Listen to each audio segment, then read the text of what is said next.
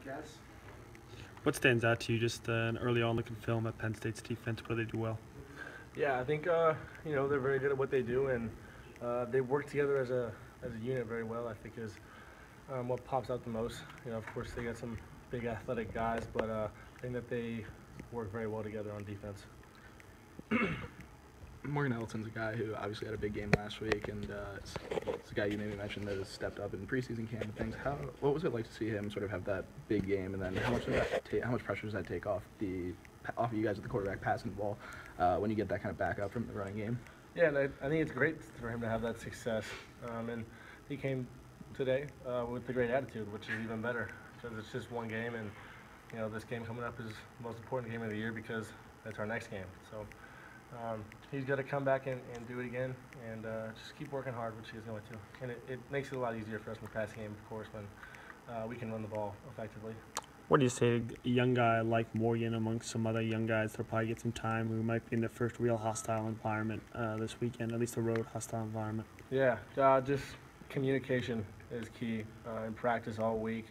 You try your best to simulate a environment like that through using speakers with noise and all that, but when it comes down to it, that's not going to be anything like what it's going to sound like there. So I told Morgan today, I was like, communication all week long.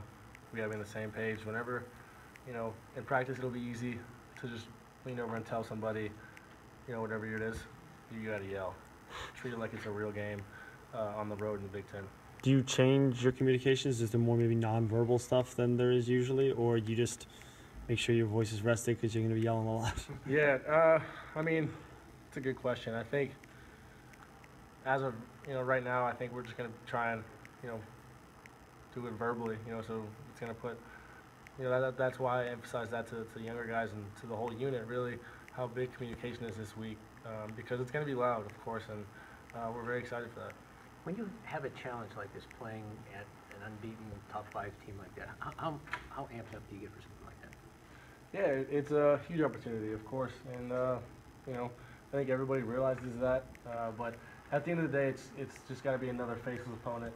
Our preparation and our mindset's got to be the same week in and week out. So, you know that and you get excited for it. But when it comes down to put in the work and go out and play, just faceless. You guys came pretty close against them last year. Is there anything you can take from that game? Just obviously we've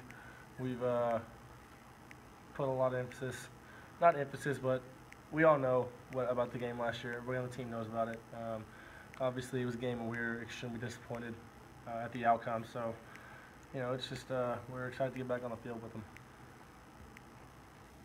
What did it mean to have Brandon Knight back in the offensive line?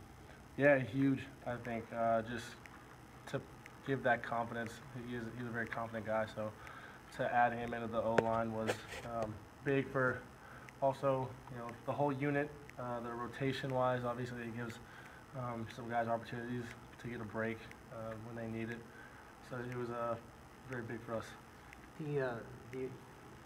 Can maybe give your thoughts on Greg Gooch and the kind of impact he's had, and maybe did you guys have some interesting during August camp where he got after you a little bit? Yeah, me and Gooch are really, really close on and off the field. So there's a lot of times, especially during camp and spring ball, where he and I are going at it because he's so close on the D line. Coach Sheridan always would get on me. He'd say, "Earmuffs and blinders, right? Don't. The play's over. Don't go over there and talk to Gooch. Don't go over there and talk to TJ. Move on to the next play," which is something I needed to work on. And but yeah, he's a leader on this team, a huge leader on this team.